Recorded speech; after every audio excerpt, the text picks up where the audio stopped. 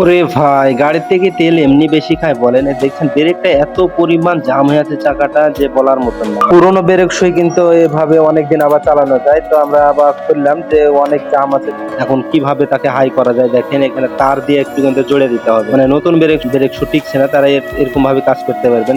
চাকা জাম মারছে অথচ ব্রেক শো আপনার ভালো আছে, ভাবে তার জোড়ে গাড়িতে লাগাতে পারবেন, তাহলে গাড়িটা ব্রেকটা একবারে হার্ড ধরবে, ব্রেক একবারে হার্ড হবে এবং গাড়ি যে ভারী মারছে তেল খাচ্ছে, সেই তেল খাওয়া কিন্তু বন্ধ হবে। একটা জিনিস যদি ভারী থাকে, চাকা যদি ভারী থাকে, তেল কিন্তু অনেক বেশি খাবে একটা চাকা ভারী থাকলে। তো আমরা দেখলাম চাকাটা অনেক ভারী, ভিতরে তার জোড়া হাই করলাম। নতুন ব্রেক শো যতদিন চালাবেন, এই তার জোড়ার পরে কিন্তু আবার অনেকদিন চালানো যাবে, আবার প্রায় ওরকমই চালাতে পারবেন 5-6 মাস। তো আপনারা যারা ব্রেকের সমস্যা এরকম কাজ করতে পারেন, আগে ব্রেক টাইট দেওয়ার জন্য কোনো জায়গায় ছিল না, আপনাদেরও তো এরকম হয়, কোনো জায়গা থাকে না, ব্রেক শো মনে হয় যে ক্ষয় হয়ে গেছে, কিন্তু এরকম ভাবে আপনারা চালাতে পারবেন। এই কেবল গুলা যদি মাঝে মধ্যে ওয়াশ করি তাহলে কিন্তু গাড়ি ফ্রি হবে, তেল কম খাবে এবং স্প্রিং দেখছেন, স্প্রিং গুলাও দেখে শুনে রাখতে হবে, না হলে কিন্তু তেলের সার্ভিস ভালো দেবে না, গাড়িও ভারী মারবে। ইঞ্জিন গরম হওয়ার কারণ এটাই, সব দিক দিয়ে সমস্যা। ব্রেকের কাজ করার পরে দেখেন ব্রেক একবার হাই হয়ে গেছে, টাইট দেওয়ার এখন জায়গা আছে, আগে জায়গাই ছিল না একটুকু।